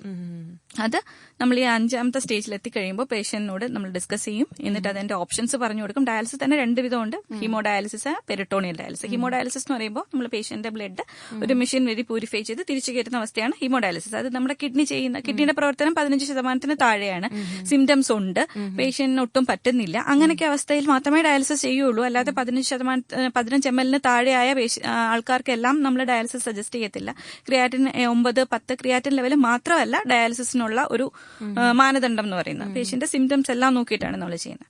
അപ്പോൾ അതിൽ നമ്മൾ ഈ പറഞ്ഞ പോലെ വേസ്റ്റുകൾ മാറ്റുക, അത് ആഴ്ചയിൽ 2 അല്ലെങ്കിൽ 3 അങ്ങനെയാണ് നമ്മളത് ചെയ്യുന്നത്. പിന്നെ അവരുടെ യൂറിന്റെ ലെവലൂടെ നോക്കും. അതിന് നമ്മൾ ഇൻക്രിമെന്റൽ ഡയാലിസിസ് എന്ന് പറയും. ആദ്യം ചെറിയ തോതിൽ തുടങ്ങും, എന്നിട്ട് കിഡ്നിയുടെ ഫംഗ്ഷൻ കുറയുന്നതനുസരിച്ച് ഡയല കൂട്ടും. പിന്നെ ഉള്ളത് പെരിട്ടോണിയൽ ഡയാലിസിസ്. അത് പേഷ്യന്റിന് വീട്ടിൽ തന്നെ ചെയ്യാവുന്നതാണ്. വയറിലെ വെള്ളം, ഒരു പെരിട്ടോണിയൽ ഫ്ലൂയിഡ് ഉണ്ട്, അത് നിറയ്ക്കുക, പിന്നെ അത് ഡയാലിസിസിലോട്ട് കളയുക. അത് പേഷ്യന്റ് ഫ്ലൂയിഡ് വാങ്ങുന്ന ഒരു ചെലവേ പേഷ്യന്റ് വരത്തുള്ളൂ. പിന്നെ ആദ്യത്തെ ഒരു ട്യൂബ് ഇടേണ്ട ഒരു ചെലവ്. പിന്നെയുള്ള ഒരു ഓപ്ഷൻ ഏറ്റവും നല്ലൊരു ഓപ്ഷൻ ട്രാൻസ്പ്ലാന്റ് ആണ്. അതിന് കാരണം എന്ന് പറഞ്ഞാൽ ഡയാലിസിസിൽ ഈ ഡയബറ്റിക് കിഡ്നി ഡിസീസ് ഉള്ള പേഷ്യന്റ് ഡയാലിസിസ് സ്റ്റാർട്ട് ചെയ്ത് കഴിഞ്ഞാൽ അവരുടെ ഒരു സർവൈവൽ റേറ്റ്, അതിജീവന നിരക്ക് എന്ന് പറയുന്നത് ഒരു 40% മുതൽ 50% താഴെയാണ് 5 വർഷത്തെ ഒരു സർവൈവൽ റേറ്റ്. എല്ലാവർക്കും അങ്ങനെ ആവണമെന്നില്ല, പക്ഷെ ഒരു ഓവറോൾ ഒരു റേറ്റ് പറയുമ്പോൾ അങ്ങനെയാണ്. പക്ഷെ ട്രാൻസ്പ്ലാന്റ് കഴിയുമ്പോൾ ഈ ഒരു അതിജീവന നിരക്ക് ഒരു 75 മുതൽ 80% വരെ കുറയും, അല്ല കൂടും. അപ്പോ അതാണ് നമുക്ക് അവർക്ക് പറ്റുന്നുണ്ട്, നല്ലൊരു ഡോണറെ കിട്ടുന്നുണ്ട്, അവർക്ക് സാമ്പത്തികമായും അത് ചെയ്യാൻ പറ്റുന്നുണ്ടെങ്കിൽ അതായിരിക്കും ഏറ്റവും നമ്മൾ അഡ്വൈസ് ചെയ്യുന്നത്. അതെ, അത് അഡ്വാൻസ്ഡ് ആയിട്ടുള്ള ഇതിലൊന്നും പോവാതെ നോക്കാൻ പറ്റുന്ന ഒരവസ്ഥയാണ് ആദ്യത്തെ ഒരു 10 വർഷത്തെ കൺട്രോൾ എന്ന് പറയുന്നത്.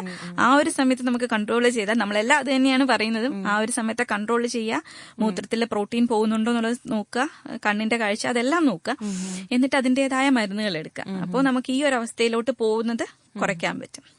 ഇപ്പോൾ ഡയാലിസിസ് തുടങ്ങിക്കഴിഞ്ഞാൽ ഇടയ്ക്ക് വെച്ച് സ്റ്റോപ്പ് ചെയ്താൽ എന്തെങ്കിലും പ്രശ്നങ്ങൾ വരാനുള്ള സാധ്യതയുണ്ടോ? അതെ, ഡയാലിസിസ് തുടങ്ങുന്നത് എന്തിനാണ് എന്നുള്ളതനുസരിച്ചിട്ടിരിക്കും. ഞാൻ ഈ പറഞ്ഞ പോലെ ചില രോഗികൾക്ക് താൽക്കാലികമായിട്ട് വൃക്കയുടെ പ്രവർത്തനം കുറയുന്നത് കാരണം ഡയാലിസിസ് തുടങ്ങുന്നവരുണ്ട്.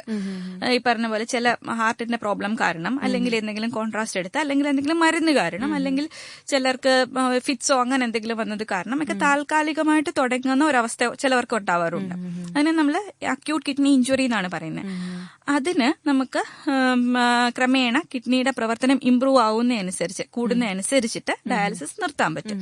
പക്ഷേ ഡയബറ്റിക് കിഡ്നി ഡിസീസ് എന്ന് പറയുന്ന സ്ഥായിയായ കിഡ്നി അസുഖം ഉള്ള ആൾക്കാർക്ക് ഡയാലിസിസ് തുടങ്ങിക്കഴിഞ്ഞാൽ അത് ജീവിതകാലം മുഴുവനും നമുക്ക് കണ്ടിന്യൂ ചെയ്യേണ്ടി വരും, അല്ലെങ്കിൽ അവര് ട്രാൻസ്പ്ലാന്റിലോട്ട് പോവേണ്ടി വരും. അപ്പോൾ കൂടുതലും വൃക്ക മാറ്റി വെക്കലാണ് നമുക്ക് ഏറ്റവും കൂടുതൽ സജസ്റ്റ് ചെയ്യാൻ പറ്റുന്നത്. ഡയബറ്റിക് കിഡ്നി ഡിസീസിൽ സർവൈവൽ റേറ്റ് നോക്കുമ്പോൾ നമുക്ക് അതാണ് അഡ്വൈസബിൾ. പിന്നെ പേഷ്യന്റുമായിട്ട് ഡിസ്കസ് ചെയ്ത് അവർക്ക് ഏതാണ് ഫീസിബിൾ എന്നുള്ളത് നോക്കിയിട്ടാണ് നമ്മൾ ഒരു ഓപ്ഷൻ കൊടുക്കുന്നത്. ഈ 3 ഓപ്ഷൻസ് നമ്മൾ പേഷ്യൻസിന് കൊടുക്കും, എന്നിട്ട് അവരുമായി ഡിസ്കസ് ചെയ്തിട്ട് അവർക്ക് ഏതാണ് ഫീസിബിൾ എന്നുള്ളത് നോക്കിയിട്ടാണ് ചെയ്യുന്നത്. അതുപോലെ തന്നെ ഇപ്പോൾ പ്രമേഹത്തിന് മരുന്ന് കഴിക്കുമ്പോൾ അത് വൃക്കയെ ബാധിക്കാനുള്ള സാധ്യതയുണ്ടോ? പ്രമേഹത്തിന്റെ മരുന്ന്, അത് എല്ലാവരും ചോദിക്കുന്ന ഒരു ചോദ്യം കൂടിയാണ്. പ്രമേഹത്തിന്റെ മരുന്ന് ഒരിക്കലും വൃക്കയെ ബാധിക്കുന്നില്ല. എന്നാൽ വൃക്ക രോഗം, ഞാൻ ഈ പറഞ്ഞ പോലെ ക്രിയാറ്റിനിന്റെ അളവ് കുറയുമ്പോൾ പ്രമേഹത്തിന്റെ ചില മരുന്നുകൾ നമുക്ക് കഴിച്ചുകൂടാകുകയുണ്ട്. അത് എന്താന്ന് വെച്ചാൽ അത് വൃക്കയുടെ അസുഖം കൂട്ടുമെന്നുള്ളത് കൊണ്ടല്ല, നമുക്ക് ഷുഗറിന്റെ അളവ് കൺട്രോൾ ചെയ്യാൻ പറ്റാതെ പോകും. ഹൈപ്പോഗ്ലൈസീമിയ എന്ന് പറയും. കാരണം പല മരുന്നുകളും വൃക്ക വഴിയാണ്, ഞാൻ പറഞ്ഞല്ലേ, പുറന്തള്ളപ്പെടുന്നത്. അപ്പോൾ ചില ഗ്രൂപ്പ് ഓഫ് മരുന്നുകളുണ്ട്, അത് GFR 60 താഴെയാവുമ്പോൾ ചില മരുന്നുകൾ നമുക്ക് കൊടുത്തുകൂടാ. ചില മരുന്നുകളുടെ അളവ് നമ്മൾ 45 താഴെയാവുമ്പോൾ കുറയ്ക്കണം. ചിലത് 30 താഴെയാവുമ്പോൾ കംപ്ലീറ്റ് ആയിട്ട് അവോയ്ഡ് ചെയ്യണം. എന്നാൽ ചില മരുന്നുകൾ അപ് ടു 20-25 GFR വരെ നമുക്ക് കൊടുക്കാവുന്നതുണ്ട്. മനസ്സിലായില്ലേ? അപ്പോ ഇത് കാരണം നമുക്ക് ഒരിക്കലും കിഡ്നിയുടെ അസുഖം വരുന്നില്ല. പക്ഷെ നമുക്ക് കിഡ്നിയുടെ ഫംഗ്ഷൻ അനുസരിച്ചിട്ട് മരുന്നുകൾക്ക് മോഡിഫിക്കേഷൻസ് വരുത്തേണ്ടി വരാറുണ്ട്. ചിലപ്പോൾ നമുക്ക് ഈ മരുന്നുകൾ മാറ്റി ഇൻസുലിനിലോട്ടും ചിലർക്ക് മാറേണ്ടി വരും. ഈ ഷുഗറിന്റെ കൺട്രോൾ പറ്റാത്തത് കൊണ്ടാണ്, അല്ലാതെ കിഡ്നിയുടെ പ്രശ്നം കൂടുന്നത് കൊണ്ടല്ല. അപ്പോൾ കേട്ടുകൊണ്ടിരിക്കുന്ന ഡോക്ടറോട് ചോദിക്കാൻ തത്സമയ ഫോണിംഗ് പരിപാടിയാണ്. ശ്രോതാക്കളുടെ വിളിക്കേണ്ട നമ്പർ 0474293111 എന്ന നമ്പറിലേക്കാണ്. അപ്പോൾ നമ്മൾ ചർച്ച ചെയ്തുകൊണ്ടിരിക്കുന്ന വിഷയം എന്ന് പറയുന്നത് പ്രമേഹ സംബന്ധമായ വൃക്ക രോഗങ്ങളെ കുറിച്ചാണ്. നമ്മളിപ്പോൾ ഉള്ളത് കൊല്ലം കിംസ് ഹോസ്പിറ്റലിലെ അസോസിയേറ്റ് കൺസൾട്ടന്റ് ഡോക്ടർ മീനു ജിയാണ്. അപ്പോൾ ഡോക്ടർ, നമ്മളിങ്ങനെ ഒരുപാട് കാര്യങ്ങൾ സംസാരിച്ചു വൃക്കകളെ കുറിച്ച്. അപ്പോൾ ഈ പൊതുവായിട്ടും ഇപ്പോൾ ഗർഭിണി ആയിരിക്കുമ്പോൾ തന്നെ ചിലപ്പോൾ ചിലർക്ക് ഇങ്ങനെ പ്രമേഹം വരാനുള്ള സാധ്യതയുണ്ട്. അപ്പൊ അങ്ങനെയുള്ളവർക്ക് ഈ വൃക്ക രോഗം ഉണ്ടാകാനുള്ള സാധ്യതയുണ്ടോ? പ്രമേഹ രോഗം അത് 2 രീതിയിലുണ്ട്. ജസ്റ്റേഷണൽ ഡയബറ്റിസ് മെലിറ്റസ് എന്ന് പറയുന്ന ഒരു അവസ്ഥ, അല്ലാതെ തന്നെ ഡയബറ്റിസ് മെലിറ്റസ് എന്നുള്ളൊരവസ്ഥ. രണ്ടും ഗർഭിണികൾക്ക് വരാം. ജസ്റ്റേഷണൽ ഡയബറ്റിസ് മെലിറ്റസ് എന്ന് പറയുമ്പോൾ നമുക്ക് ഗർഭാവസ്ഥയിൽ ഉണ്ടായിരിക്കും. പ്രസവം കഴിഞ്ഞ് ഒരു 12 ആഴ്ചക്കകം നമുക്ക് മരുന്നുകളെല്ലാം നിർത്താൻ പറ്റും, പൂർവ്വസ്ഥിതിയിലാവും. അവർക്ക് ഭാവിയിൽ വൃക്കരോഗത്തെക്കാട്ടിലും പ്രമേഹം ഉണ്ടാവാനുള്ള ചാൻസ് വളരെ കൂടുതലാണ്. അതുപോലെ ചില സ്റ്റഡീസിൽ കണ്ടിരിക്കുന്നത് അവർക്കൊരു 50-55 വയസ്സാവുമ്പോൾ ചിലവർക്ക് മൂത്രത്തില് പ്രോട്ടീന്റെ ലീക്ക് കണ്ടുവരുന്നു എന്നുള്ളതാണ്. അപ്പോൾ ഇവര് ക്രോണിക് ആയിട്ടുള്ള ഡോക്ടറുമായിട്ടുള്ള ഒരു കോണ്ടാക്ട് വെച്ചിരിക്കണം. അവർ ഇടയ്ക്കിടയ്ക്ക് ഫോളോ അപ്പ് ചെയ്യണം. അവരുടെ ഷുഗറും നോക്കണം, യൂറിനും നോക്കണം. അവർക്ക് എല്ലാവർക്കും അങ്ങനെ ഒരു റിസ്ക് ഇല്ല. ഒരു ചെറിയൊരു ശതമാനം ആൾക്കാർക്ക് ഒരു 50-55 വയസ്സാവുമ്പോൾ മൂത്രത്തില് പ്രോട്ടീൻ ലീക്ക് കണ്ടിട്ടുണ്ട്. അത് ചില സ്റ്റഡീസിലാണ് കണ്ടിരിക്കുന്നത്. അപ്പോൾ നമ്മളത് അതുകൊണ്ട് തന്നെ അവരോട് നമ്മൾ നിങ്ങൾ ഈ അപ്പോ എടുത്ത ചില പ്രിക്കോഷൻസ് ഉണ്ടാവും, ലൈഫ് സ്റ്റൈൽ മോഡിഫിക്കേഷൻസ്, അത് കണ്ടിന്യൂ ചെയ്യാൻ തന്നെ പറയും. എക്സസൈസ് ആണെങ്കിലും വണ്ണം കൂടാതെ നോക്കുന്ന തന്നെ എക്സസീവായിട്ട് ഷുഗർ അങ്ങനത്തുള്ള കാര്യങ്ങൾ കഴിക്കാതിരിക്കുക. മരുന്ന് വേണ്ടാന്നുള്ളതേ ഉള്ളൂ. നമുക്ക് മെഡിക്കൽ ന്യൂട്രീഷണൽ തെറാപ്പി എന്ന് പറയും. അത് കണ്ടിന്യൂ ചെയ്തുകൊണ്ട് പോയാൽ അവർക്ക് ഭാവിയിൽ ഷുഗർ വരാതിരിക്കാനുള്ള ചാൻസും കൂടുതലാണ്. അതുപോലെ വൃക്കയ്ക്കും സംരക്ഷണം ഉണ്ടാവും. പാരമ്പര്യമായിട്ട് വരുന്നൊരു രോഗമാണ് പ്രമേഹ രോഗമെന്ന് പറഞ്ഞു കേട്ടിട്ടുണ്ട്. അത് തീർച്ചയായിട്ടും അങ്ങനെ ഒരു കുടുംബത്തിൽ ഒരു വ്യക്തി ഉണ്ടെങ്കിൽ നമ്മൾ എന്തെങ്കിലുമൊക്കെ മുൻകരുതലുകൾ എടുക്കേണ്ട ആവശ്യമുണ്ടോ? അപ്പം പ്രമേഹ രോഗത്തിന്റെ ഒരു റിസ്ക് ഫാക്ടർ അതല്ലെങ്കിൽ അപകടകരമായ ഒരു ഘടകം ആണ് പാരമ്പര്യം എന്ന് പറയുന്നത്. നമ്മളുടെ മാതാപിതാക്കൾക്ക് ഇപ്പൊ 2 പേർക്കും ഉണ്ടെന്നുണ്ടെങ്കിൽ നമുക്ക് ഒരു കോളർ വെയിറ്റ് ചെയ്യുന്നുണ്ട്. ആരാണ്? ഹലോ ഹലോ, നമസ്കാരം ഡോക്ടർ. നമസ്കാരം, പറഞ്ഞോളൂ. ഈ ഷുഗറിന്റെ അസുഖമുള്ളവർക്ക് ഈ സോഡിയത്തിന്റെ അളവ് തന്നെ എന്തുകൊണ്ടാണ് സോഡിയം കുറയുന്നത്? ഷുഗറിന്റെ അസുഖമുണ്ട്, സോഡിയം കുറയുന്നു. കിഡ്നിയുടെ പ്രവർത്തനമൊക്കെ നോർമലാണോ? എനിക്കല്ലാണ്ട് അളിയനാണ് 2 പ്രാവശ്യമാണ് മെഡിസിൻ ഇല്ലാതെ കിടന്നത്. സോഡിയം ഇടയ്ക്കിടയ്ക്ക് കുറയും, 1.5 ലക്ഷം രൂപ ചെലവാകും. അതില് വേറെ സോഡിയം കുറയാൻ പല കാര്യങ്ങളുണ്ട്. ഒന്ന് നമ്മുടെ വൃക്കയുടെ പ്രവർത്തനത്തിന് എന്തെങ്കിലും പ്രശ്നം ഉണ്ടെങ്കിൽ സോഡിയം കുറയാം. അല്ലാന്നുണ്ടെങ്കിൽ നമ്മുടെ ഹോർമോണുകളുടെ വ്യതിയാനം ഉണ്ടെങ്കിലും സോഡിയം കുറയാം. അതിന്റെ ടെസ്റ്റുകളെല്ലാം ചെയ്ത് നോക്കിയെങ്കിൽ മാത്രമേ നമുക്ക് പറയാൻ പറ്റൂ. ഷുഗർ കാരണം സോഡിയം കുറയത്തില്ല. അതിന് വേറെ പല കാരണങ്ങളും ഉണ്ട് സോഡിയം കുറയാനേ. 2 വർഷത്തിലിടയ്ക്ക് തന്നെ കുറെ മെഡിസിൻ 2 വർഷമായിട്ട് ഇപ്പൊ കുഴപ്പമില്ലായിരിക്കുക. ഇടയ്ക്കിടയ്ക്ക് അസുഖമുണ്ട്. പ്രായം ഒത്തിരി ഉള്ള ആളാണോ? പ്രായം 80 വയസ്സുണ്ട്. ഒരു ദിവസം സോഡിയം അവിടെ സോഡിയം കയറ്റിയിട്ട് ഒരു 5-6 ദിവസം കഴിഞ്ഞാൽ വീണ്ടും കുറയും. വീണ്ടും അവിടെ കൊണ്ട് നമ്മളെ ഒരുമാതിരി ബോധമില്ലാതെ നടക്കും. വേറെ മരുന്നുകൾ എന്തെങ്കിലും കഴിക്കുന്ന ആളാണോ? എന്താ? വേറെ മരുന്നുകൾ എന്തെങ്കിലും എടുക്കുന്നത് ആളാണോ? വേറെ ഷുഗറിന്റെ ഉള്ളു, വേറെ മരുന്നുകളൊന്നുമില്ല. വേറെ അസുഖങ്ങളുമില്ല. ഷുഗർ അല്ലാതെ വേറെ അസുഖങ്ങളുമില്ല. വേറെ അസുഖങ്ങളുമില്ല. നമുക്കതിന്റെ ടെസ്റ്റുകളെല്ലാം ചെയ്ത് നോക്കിയെങ്കിൽ മാത്രമേ പറയാൻ പറ്റുള്ളൂ എന്തുകൊണ്ടാന്ന്. സോഡിയം പല കാര്യങ്ങൾ കൊണ്ട് കുറയും. നമുക്കേ വെള്ളത്തിന്റെ അളവ് ദേഹത്ത് ഒരു പരിധിയിൽ കൂടുതലാണെങ്കിൽ സോഡിയത്തിന്റെ അളവ് കുറയാം. അല്ലെങ്കിൽ തലച്ചോറിന് പ്രശ്നം ഉണ്ടെങ്കിൽ കുറയാം. ലങ്സിന് ചില ക്രോണിക് ആയിട്ടുള്ള ഇൻഫെക്ഷൻസ് ഉണ്ടെങ്കിൽ കുറയാം. അങ്ങനെ പല കാര്യങ്ങൾ കൊണ്ട് നമുക്ക് സോഡിയത്തിന്റെ അളവ് കുറയാം. അപ്പൊ അതിന്റെ ടെസ്റ്റുകളെല്ലാം ചെയ്ത് നോക്കിയെങ്കിൽ അല്ലെങ്കിൽ ആ ടെസ്റ്റ് റിപ്പോർട്ട് കണ്ടെങ്കിൽ മാത്രമേ നമുക്ക് എന്തുകൊണ്ടാണ് എന്ന് കറക്റ്റ് ആയിട്ട് പറയാൻ പറ്റൂ. ഷുഗർ കാരണം മാത്രം നമുക്ക് സോഡിയം കുറയില്ല. ഷുഗറിന്റെ മരുന്നുകൾ കഴിച്ചുകൊണ്ട് മാത്രവും സോഡിയത്തിന്റെ അളവ് കുറയില്ല. ഇതിൽ വേറെ എന്ത് റീസൺ ആണെന്നുള്ളത് നമുക്ക് ആ ടെസ്റ്റിന്റെ റിപ്പോർട്ടുകളെല്ലാം കണ്ടെങ്കിലേ പറയാൻ പറ്റുള്ളൂ. ശരി. ഓക്കെ ചേട്ടാ, വിളിച്ചതിൽ സന്തോഷം. അപ്പോൾ ഡോക്ടർ, നമ്മൾ പ്രമേഹ രോഗം അത് പാരമ്പര്യമായിട്ട് വരുമ്പോഴുള്ള കാര്യമായിരുന്നു പറഞ്ഞുകൊണ്ടിരുന്നത്. അതന്നെ, നമ്മൾ ഇപ്പോ നമ്മുടെ പേരൻസിന് ആർക്കെങ്കിലും ഷുഗർ ഉണ്ടെന്ന് വെക്കുക. അപ്പോൾ അങ്ങനെയാണെങ്കിൽ നമുക്ക് ഷുഗർ വരാനുള്ള ചാൻസ് ഒരു 40% ഉണ്ട്. ഇനി നമ്മുടെ പേരൻസിന് ആർക്കെങ്കിലും ഷുഗറിന്റെ കൂടെ തന്നെ ഡയബറ്റിക് കിഡ്നി ഡിസീസും ഉണ്ടെങ്കിൽ നമുക്ക് ഡയബറ്റിക് കിഡ്നി ഡിസീസ് വരാനുള്ള ചാൻസ് ഒരു 70% ഉണ്ട്. അപ്പൊ അങ്ങനെയുള്ളവർ ശ്രദ്ധിക്കേണ്ടത് ഇത് ഒരു കാര്യം മാത്രമല്ല. ഷുഗർ വരാൻ ഈ പാരമ്പര്യത്തിന്റെ കൂടെ തന്നെ നമുക്ക് ജനിതകരമായിട്ട് പാരന്റ്സിന് ഇല്ലാന്നെങ്കിൽ തന്നെ നമുക്ക് ജനിതകരമായിട്ട് ചില മാറ്റങ്ങൾ ഉണ്ടാകാം. അതിനകത്ത് കാരണം ഉണ്ടാകാം. സ്മോക്കിംഗ്, പുകവലി, അതും ഒരു കാരണമാണ്. നമ്മുടെ വ്യായാമക്കുറവ് അതൊരു കാരണമാണ്. നമ്മൾ ജങ്ക് ഫുഡ്സ് കൂടുതലായിട്ട് കഴിക്കുന്നത്, ഹെൽത്തി ആയിട്ടുള്ള ഡയറ്റ് എടുക്കാതിരിക്കുന്നത്, അതെല്ലാം ഓരോ കാര്യങ്ങളാണ്. ചീത്ത കൊളസ്ട്രോൾ അളവ് കൂടുന്നത്, ഈ വേറെ അപകടകരമായ റിസ്ക് ഫാക്ടേഴ്സ് എന്ന് പറയുന്ന ഹൈപ്പർ ടെൻഷൻ, ഹൃദ്രോഗം, അതൊക്കെ ഉള്ളവർക്ക്, പിന്നെ അല്ലെങ്കിൽ നമ്മൾ ചില മെഡിസിൻസ്, ഈ സ്റ്റീറോയിഡ് പോലത്തുള്ളത് കൂടുതലായി എടുക്കുന്നവര്, അങ്ങനെയൊക്കെ ഉള്ളവർക്കെല്ലാം ഡയബറ്റിസ് വരാനുള്ള കാര്യങ്ങൾ വളരെ കൂടുതലാണ്. അപ്പൊ അവർ ശ്രദ്ധിക്കേണ്ട കാര്യം, ഇപ്പൊ പാരമ്പര്യം ഈ അച്ഛനും അമ്മയ്ക്കും ഉണ്ടെന്നുണ്ടെങ്കിൽ നമ്മൾ ശ്രദ്ധിക്കേണ്ടത് നമ്മൾ ഹെൽത്തി ആയിട്ടൊരു ലൈഫ് സ്റ്റൈൽ ഉണ്ടാക്കുക എന്നുള്ളത്. ഈ പറഞ്ഞ പോലെ ഡയബറ്റിസ്, പ്രമേഹം തന്നെ ടൈപ്പ് 1, ടൈപ്പ് 2 എന്ന് 2 തരത്തിലുണ്ട്. അതിൽ ടൈപ്പ് 1 കുഞ്ഞുങ്ങൾക്കും ടൈപ്പ് 2 വലിയവർക്കും എന്നൊക്കെയായിരുന്നു ഒരു കൺസെപ്റ്റ്. പക്ഷെ അതിപ്പോ മാറി മാറി കുഞ്ഞുങ്ങൾക്കും ടൈപ്പ് 2, ഒരു അഡലസന്റ് ഏജ് ഗ്രൂപ്പിലും വണ്ണം കൂടുന്നു. അങ്ങനെയുള്ള ഹെൽത്ത് ഹാബിറ്റ്സുകളുടെ പ്രശ്നങ്ങൾ കാരണം അവർക്കും ടൈപ്പ് 2 ഡയബറ്റിസ് കണ്ടുവരുന്നുണ്ട്. അപ്പൊ അവർ ശ്രദ്ധിക്കേണ്ട കാര്യങ്ങൾ ഇതാണ്: നമ്മൾ ആക്റ്റീവായിട്ടിരിക്കുക, മാക്സിമം എക്സസൈസ് ചെയ്യുക, ജങ്ക് ഫുഡ്സ് കഴിവതും ഒഴിവാക്കുക, വീട്ടിലുണ്ടാക്കുന്ന ഭക്ഷണങ്ങൾ നന്നായി കഴിക്കുക, ഡെയിലി ഫ്രൂട്ട്സ്, പ്രശ്നങ്ങളൊന്നും ഇല്ലാത്തവർ, ഷുഗർ ഒന്നും ഇല്ലാത്തവർക്ക് ഡെയിലി 2-3 ഫ്രൂട്ട്സ് കഴിക്കാൻ കുഴപ്പമില്ല. നമ്മളൊരു പ്ലേറ്റ് മോഡൽ എന്ന് പറയും. അതായത് നമ്മുടെ ഒരു പ്ലേറ്റ് എടുക്കുകയാണ്, നമ്മളൊരു ഫുഡ് ഡെയിലി ഒരു ഫുഡ് എടുക്കുന്നതിനെ നമ്മളൊരു പ്ലേറ്റ് ആയിട്ട് സങ്കല്പിക്കുക. അതിലൊരു 3/4 ഭാഗമെങ്കിലും വെജിറ്റബിൾസ് ആയിരിക്കണം. അതിലൊരു 30 to 40 മാത്രമേ കാർബോഹൈഡ്രേറ്റ് എന്ന് പറയുന്ന നമ്മുടെ ചോറും ചപ്പാത്തി ചപ്പാത്തി എല്ലാം കാർബോഹൈഡ്രേറ്റ് ആണ്. മില്ലറ്റ്സ്, റാഗി അതെല്ലാം കാർബോഹൈഡ്രേറ്റ്സ് ആയിരുന്നു. അതെല്ലാം ഒരു 30-40% ആക്കുക. ബാക്കി ഒരു 30-40% നമ്മൾ പ്രോട്ടീൻസ് എന്ന് പറയുമ്പോൾ നമ്മൾ ഏറ്റവും നല്ലത് പ്ലാന്റ് പ്രോട്ടീൻസ് ആണ്. പക്ഷെ നമുക്ക് എപ്പോഴും അത് സ്റ്റിക്ക് ചെയ്യാൻ പറ്റത്തില്ല. അപ്പൊ അങ്ങനെ വരുമ്പോൾ നമുക്ക് മീൻ കഴിക്കാം, മുട്ട കഴിക്കാം. മുട്ടയുടെ വെള്ളം മാത്രം കഴിക്കുന്നതായിരിക്കും ബെറ്റർ. മഞ്ഞ ചീത്ത എന്നുള്ളതല്ല, അതിനകത്ത് നമുക്ക് ഒരു ദിവസത്തെ കൊളസ്ട്രോൾ ഫുള്ളും ആ ഒരു മഞ്ഞയിൽ കിട്ടും. അപ്പൊ മുട്ടയുടെ വെള്ള കഴിക്കാൻ നോക്കുക. പയറൊക്കെ മുളപ്പിച്ചിട്ട് വേവിച്ച് കഴിക്കാൻ നോക്കുക. മീൻ, കുഞ്ഞു മീനുകളൊക്കെ അല്ലെ, വലിയ വലിയ മീനുകളല്ല, ഈ നെത്തോലി അങ്ങനെയൊക്കെ പറയുന്ന മത്തി അങ്ങനെയൊക്കെ പറയുന്ന സാധാരണ അവൈലബിൾ ആയിട്ടുള്ള മീൻ, അത് കറി വെച്ച് കഴിക്കാൻ നോക്കുക. പലപ്പോഴും ചിക്കനൊക്കെ കഴിക്കുന്നവർ കുഴപ്പമില്ല. റെഡ് മീറ്റ് അവോയ്ഡ് ചെയ്യാം. സ്വീറ്റ് ആയിട്ടുള്ള ഷുഗറി ആയിട്ടുള്ള ജ്യൂസസ് അവോയ്ഡ് ചെയ്യാം. ഫ്രൂട്ട്സ് ആയിട്ട് തന്നെ കഴിക്കുക, ജ്യൂസ് ആക്കാതെ. അതൊക്കെയാണ് നമുക്ക് ശ്രദ്ധിക്കാൻ പറ്റുന്ന കാര്യങ്ങൾ. പിന്നെ ദുശീലങ്ങള്, പുകവലി, മദ്യപാനം അതൊക്കെ ഒഴിവാക്കുക. അതൊക്കെ ചെയ്താൽ തന്നെ ഒരു പകുതി മുക്കാലും നമുക്ക് പ്രശ്നമില്ലാണ്ട് പോകാൻ പറ്റും. അതുപോലെ തന്നെ ഈ പ്രമേഹ രോഗമുള്ളവർക്ക് പെട്ടെന്ന് വൃക്ക സ്തംഭിക്കുന്ന ഒരു അവസ്ഥ കാണാറുണ്ട്. അത് എന്തുകൊണ്ടാണ്? അക്യൂട്ട് കിഡ്നി ഇഞ്ചുറി എന്ന് പറയുന്നത്. ഞാൻ ഈ പറഞ്ഞ പോലെ തന്നെ ഈ പ്രമേഹ രോഗികളുടെ വൃക്കയുടെ ഫംഗ്ഷൻ ഓൾറെഡി ഒരു കോംപ്രമൈസ്ഡ് ആയിട്ടാണ്, ഒരു അഡ്ജസ്റ്റ്മെന്റിലാണ് വൃക്ക പോകുന്നത്. നമ്മളുടെ ഷുഗർ കൺട്രോളുമായി ഇല്ലാതെ തന്നെ രക്തധമനികൾക്ക് പ്രശ്നമുള്ളത് കൊണ്ട് അതിനകത്തുള്ള ഗ്ലോമർലെസിന് നല്ല പ്രഷറുണ്ട്.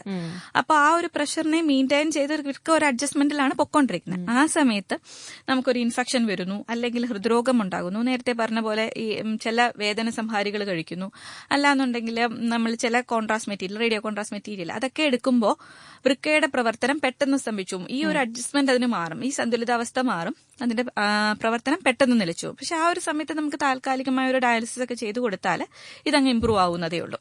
ഓക്കെ ഡോക്ടർ, നമുക്ക് മറ്റൊരു കോൾ എത്തിയിട്ടുണ്ട്. ഹലോ. ഹലോ, എന്റെ പേര് ജയചന്ദ്രൻ. പറഞ്ഞോളൂ. തങ്കീശ്വരൻ വിളിക്കുകയാണ്. എന്റെ സംശയം, ബ്ലഡ് ഗ്രൂപ്പ് അനുസരിച്ച് മറ്റേ ഷുഗർ വരുമോ? ബ്ലഡ് ഗ്രൂപ്പ് അനുസരിച്ച് ഷുഗർ വരത്തില്ല.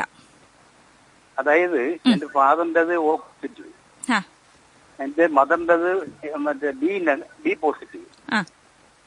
അപ്പോ എന്റെ ഫാദറിനും എനിക്കും വലിയ ഷുഗർ ഇല്ലായിരുന്നു. അപ്പൊ ഒരു 64 വയസ്സായപ്പോഴാണ് എനിക്ക് ഷുഗർ തുടങ്ങി. അത് എനിക്ക് വെച്ചാൽ നല്ല സ്ട്രോങ് ആയിട്ടുള്ള ആന്റിബയോട്ടിക് മരുന്ന് കഴിച്ചു.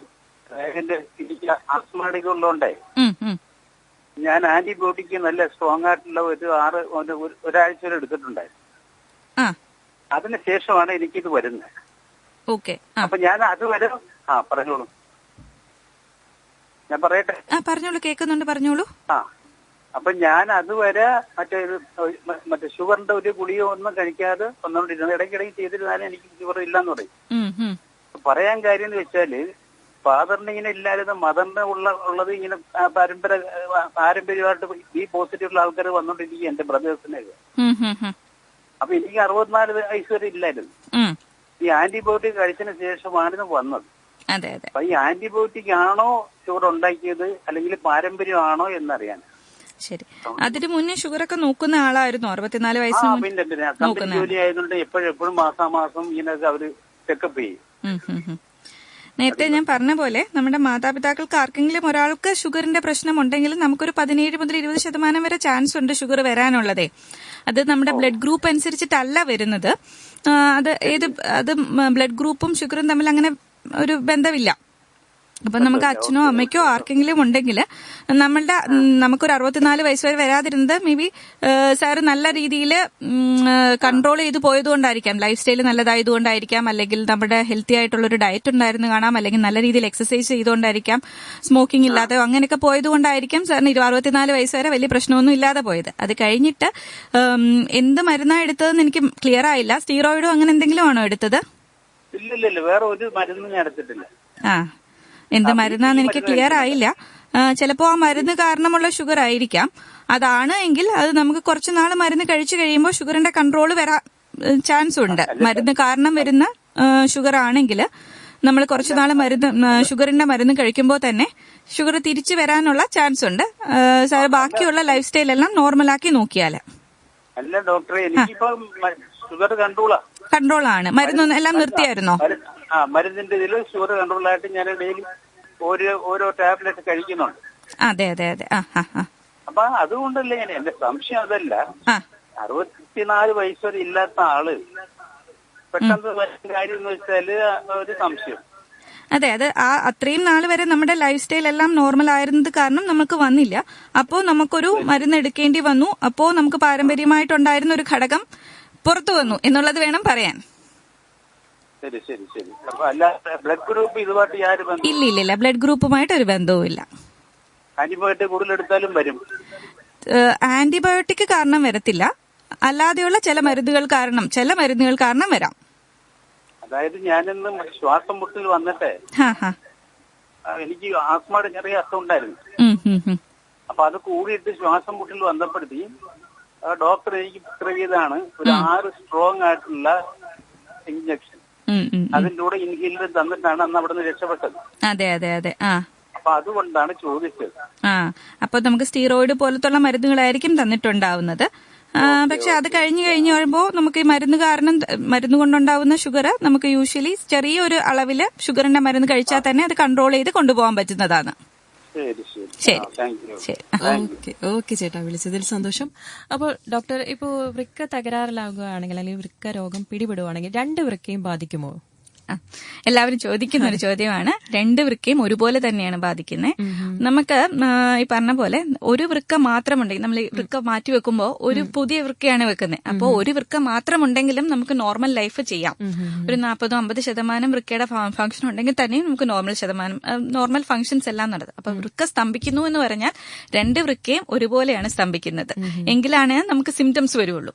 ഒരു വൃക്കയുടെ മാത്രം ഫംഗ്ഷൻ ഉണ്ടെങ്കിൽ തന്നെയും നമുക്ക് നോർമലായിട്ട് ഉള്ള എല്ലാ ഫംഗ്ഷൻസും വൃക്കകൾ ചെയ്യും. അതുകൊണ്ട് വൃക്ക ഒരു കുഞ്ഞു ഓർഗൻ ആണെങ്കിലും വളരെ വലിയ കാര്യങ്ങൾ ചെയ്യുന്ന ഒരു ഓർഗനാണ്. അത് പ്രധാനമായിട്ട് എത്ര ചികിത്സകൾ, അങ്ങനെ പ്രത്യേകമായിട്ടുള്ള ചികിത്സാ രീതികളോ എന്തെങ്കിലും? ഡയബറ്റിക് കിഡ്നി ഡിസീസിന് വേണ്ടിയിട്ടാണ്. അതിന് നമുക്ക് പ്രധാനമായിട്ടും വേണ്ടത് ഈ പറയുന്ന പോലെയുള്ള മോണിറ്ററിംഗ് ആണ്. ആദ്യത്തെ ഞാനൊരു ABCD എന്നുള്ള രീതിയിലാണ് എപ്പോഴും അതിനെ പറയുന്നത്. A എന്ന് പറഞ്ഞാൽ HbA1c, ഷുഗറിന്റെ കൺട്രോൾ ആണ്.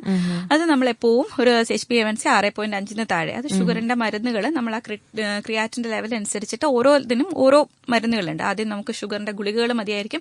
പിന്നെ നമുക്ക് പ്രോട്ടീൻ ലീക്കിനുള്ള ചില മരുന്നുകൾ ആഡ് ചെയ്യണം. പിന്നെ കുറച്ചുകൂടെ കഴിയുമ്പോൾ ഇൻസുലിൻ. അങ്ങനെയാണ് ഷുഗർ കൺട്രോൾ ചെയ്യേണ്ടത്. പിന്നെയുള്ള B എന്ന് പറയുന്നത് ബ്ലഡ് പ്രഷർ. നമ്മൾ ഒരു നല്ല കിഡ്നി ഫംഗ്ഷൻ ഒക്കെ ഉള്ള ആൾക്കാർക്ക് ഒരു ബ്ലഡ് പ്രഷർ 120/80 ആണ് ഇപ്പോഴും പറയുന്ന ഒരു ടാർഗറ്റ് ഗോൾ എന്ന് പറയുന്നത്. ഇല്ല കിഡ്നി ഫംഗ്ഷൻ ക്രമേണ പോകുന്ന ഒരു advanced kidney function, renal dysfunction എന്നൊക്കെയുള്ള ആൾക്കാർക്ക് ഒരു 130-140 വരെയും നമുക്ക് പ്രശ്നമില്ല. പിന്നെയുള്ള C എന്ന് പറയുന്നത് ഡിസ്ലിപ്പിഡീമിയ, കൊളസ്ട്രോൾ, ചീത്ത കൊളസ്ട്രോൾ കുറയ്ക്കാനുള്ള മരുന്നുകൾ, സ്റ്റാറ്റിൻസ് അങ്ങനത്തുള്ള മരുന്നുകൾ സ്റ്റാർട്ട് ചെയ്യുക. പിന്നെ പറയുന്ന D ഡിസിപ്ലിൻ. അതാണ് ഈ പറയുന്ന ലൈഫ് സ്റ്റൈൽ ചേഞ്ചസ്. അതുപോലെ സ്മോക്കിംഗ് സെസേഷൻ, പുകവലി നിർത്തുക, ആൽക്കഹോളിസം നിർത്തുക, അതൊക്കെ പറയുന്നതാണ് ഡിസിപ്ലിൻ ആയിട്ടുള്ള ഒരു ലൈഫ്. പിന്നെ ഞങ്ങൾക്കുള്ള ഒരു E എന്ന് പറഞ്ഞൊരു കമ്പോണന്റ് ഉണ്ട്. അതായത് EGFR, പ്രോട്ടീൻ, കിഡ്നി ഫംഗ്ഷൻ.